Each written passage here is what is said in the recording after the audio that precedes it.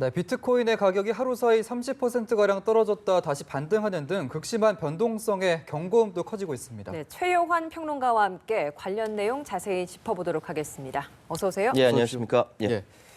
국내에서도 200만 명 이상이 현재 투자에 뛰어들었고 광풍이 불고 있는데 현 상황을 좀 진단해 주신다면 어떨까요? 그 비트코인에 관련된 농담이 하나 있어요. 예. 아들이 아버지한테 아빠 이번 생일 선물로 비트코인을 선물해 주세요라고 얘기했거든요. 예. 그러니까 아버지가 이렇게 얘기합니다. 잘 들어보세요. 뭐 1,570만 원? 세상에 1,720만 원이라는 건 돈은 굉장히 큰 돈이다. 네가 어디 필요 있어서 1,690만 원을 받아서 그거 어디다 쓸래? 그러니까 이게 이제 쓰고 있는 그 와정 내에도 돈이 왔다 갔다 그쵸? 했다는 거죠? 아빠랑 아들이랑 대화하는 과정에서도 이렇게 널뛴다라는 의미로 이런 농담이 네. 있어요. 예. 실제로 제가 그 지인 교수가 수업 시간에 그러니까 그 수업을 하는데 앞에서 학생이 열심히 공부하더라면 노트북을 건드리면서 나중에 끝나고 하는 이야기가 교수님 이번에 1시간 동안 30만 원 벌었습니다. 제가 커피 쏠게요. 그래서 커피 쐈답니다. 이게 뭐냐면 이 비트코인이 광풍이 돼서 학생, 주부 할 거 없이 직장인 할 거 없이 전체를 다 휩쓸고 있는 거예요. 예. 근데 돈은 방금 말씀하신 30% 떨어졌다. 또 어디에서 50% 떨어졌다. 20% 떨어졌다. 이게 뭐냐면 기자가 기사를 쓴 사이에 이렇게 확인해 보면은 30% 떨어졌다, 20% 올라갔다 하는 거예요. 미친 듯이 이게 광풍이 있다 보니까 지금 이렇게 계산을 해보니까 지난 12월 21일 오후 7시에 17,000달러였거든요. 네. 그랬다가 그 다음 날 14시에는 12,000달러 떨어집니다. 네. 그러다 다시 또 올라가요. 그 다음 날은 24시간 후에는 15,000달러까지 올라가요. 왔다 갔다 하다 보니까 이게 당연히 우리나라도 영향을 미치게 되거든요. 예. 하루에 6조 원 이상 거래되고 있다라고 하는데 어마어마하게 지금 불안정성을 보이고 있는 것이죠. 예. 앞서서 그 대학생 사례를 하나 짚어주셨습니다만 이게 사실 주변에 이제 20, 30대층에서도 이 가상화폐 거래를 단기식으로 이제 작은 돈을 투자해서 뭐 10만 원, 20만 원 이 정도 예. 벌고 빠지는 막 이런 단타라고 표현을 해야 그렇죠. 될까요? 이런 투자가 좀 많이 늘고 있더라고요. 이런 것들을 보면 좀 계속 이런 걸 이어가다 보면 또 어찌 보면 패가망신까지 하는 사례도 있다라고 하던데 좀 어떤 사례들이 있습니까? 이미 많이 나왔습니다. 예. 그래서 비트페인이라든지 비트좀비라든지 이런 유행 신조어가 나오고 있는데 어렵지만 주식은 어느 정도 예측이 가능합니다. 예. 근데 비트코인은 수요와 공급의 원칙과 완전히 달라지는 그저 공급에 따라 달라지는 이렇기 때문에 예측이 불가능해요. 얼마 전에 한 고등학생이 장난 삼아서 비트코인 플래티넘이 뭐 어떻게 됐다라는 말 한마디에 폭락장이 왔다 갔다 했거든요. 예. 이 정도로 된다라는 것은 저는 심장이 유리심장이라서 못하겠는데 어느 정도 주식 투자를 하셨던 분들은요. 예. 단타 치고 빠지는 거 잘하시거든요. 굉장한 선수들이 있는 건 사실인데 일반 개미들이 거기 들어간다는 것이죠. 그러면 수백만 원, 수천만 원 순식간 날리는 거 아주 쉽다라는 겁니다. 굉장히 불안정한 상황에서 이것보다 더 큰 피해가 속출할 수 있다. 근심되는 부분입니다. 예. 주식 거래와 좀 비교를 해주셨는데 네. 사실 지금 가상화폐 거래소들이 우후죽순으로 생겨나고 있고 일반인들 입장에서는 이게 증권 거래소랑 좀 비슷하게 생각을 하는 것 같은데 사실 일반 증권 거래소와 같이 좀 투자자들을 보호할 수 있는 장치가 없다고 봐야겠죠. 그렇죠. 일반 은행이나 증권사에서는 투자자 보호를 위해서 일정 정도 이제 그 자본금을 확보해야 되거든요. 제가 방송 마치고 나가서요. 관할 구청에다가 4만 원 내면은 이 사업자 등록증 내고 통신 판매업자 등록할 수 있습니다. 예. 그럼 저는 지금 당장 비트코인 거래소로 활동할 수가 있어요. 그러니까 신고만 하면 되는 거거든요. 예. 얼마 전에 파산했던 그 거래소가 유비시죠. 유비시죠. 예. 유비시 자본금이 3억밖에 안 돼요. 예. 근데 그 유비 이 위에 그 이상의 그 자본금을 갖고 있는 것이 4군데밖에 안 된다는 거죠. 우리나라 거래소가 20군데가 넘는데 예. 그러니까 투자자들을 보호할 수 있는 것은 아무것도 없다라는 겁니다. 지금 상황에. 그렇기 때문에 근데 이 거래소가 계속 늘어나는 이유는 엄청난 수수료 이익이 발생하기 때문에 그렇거든요. 예. 그러다 보니까 이 문제가 조만간 또다시 불거질 수밖에 없다. 이렇게 말씀드릴 수밖에 없습니다. 예.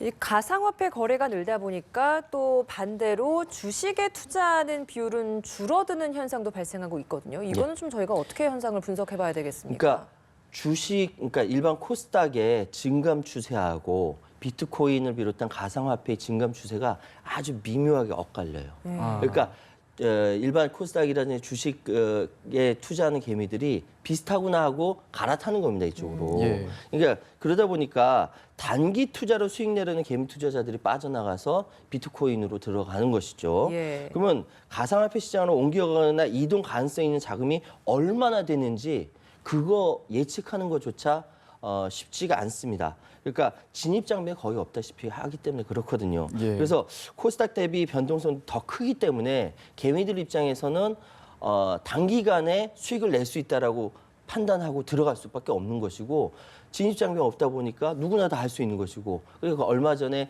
부랴부랴 정부에서 제어책을 낸 것도 미성년자 안 된다라고 예. 뭐 여러 가지 제어책을 냈지 않습니까?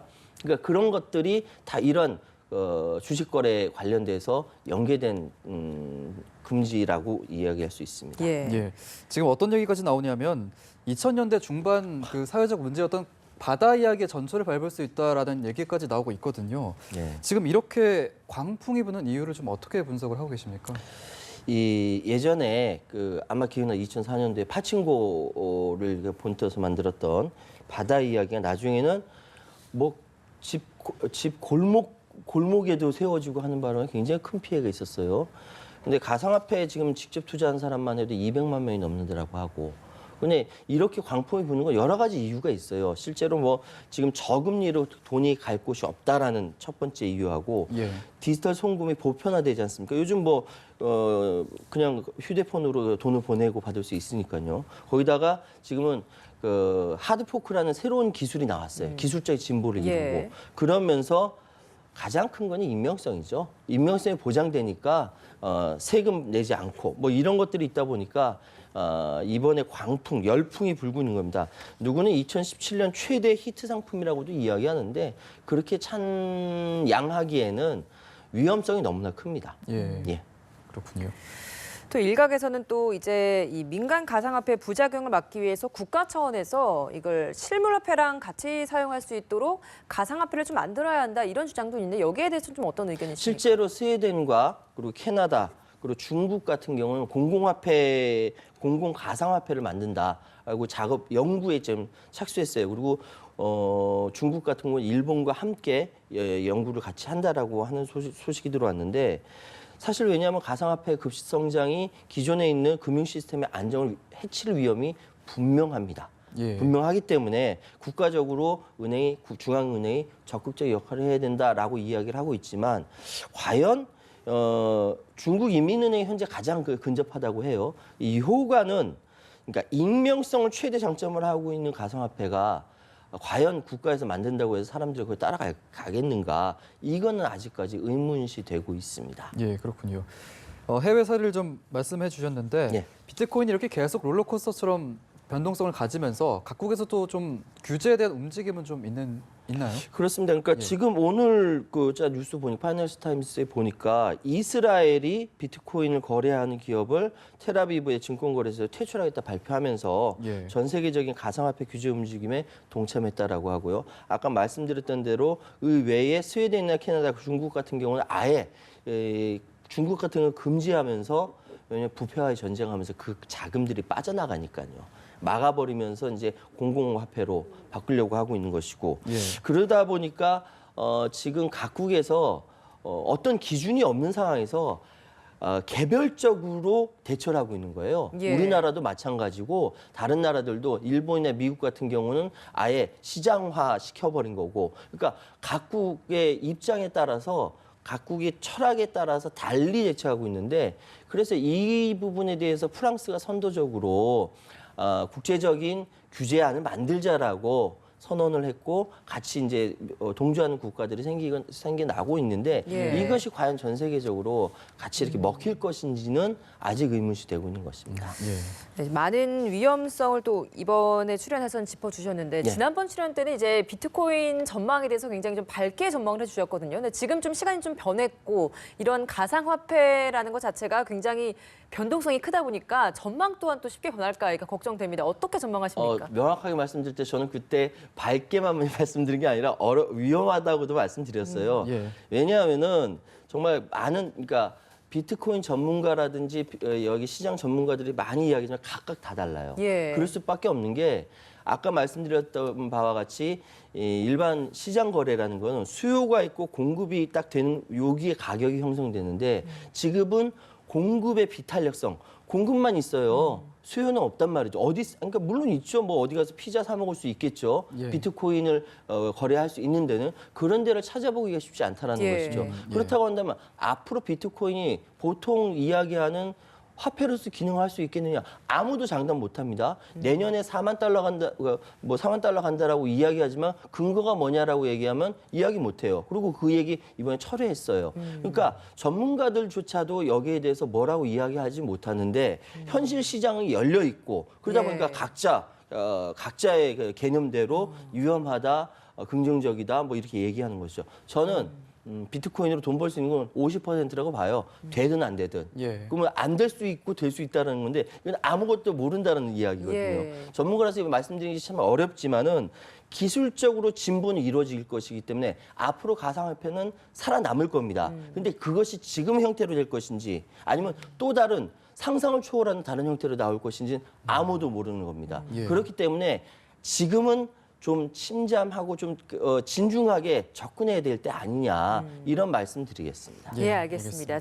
오늘 말씀 여기까지 듣겠습니다. 최영환 평론가였습니다. 고맙습니다. 감사합니다. 고맙습니다.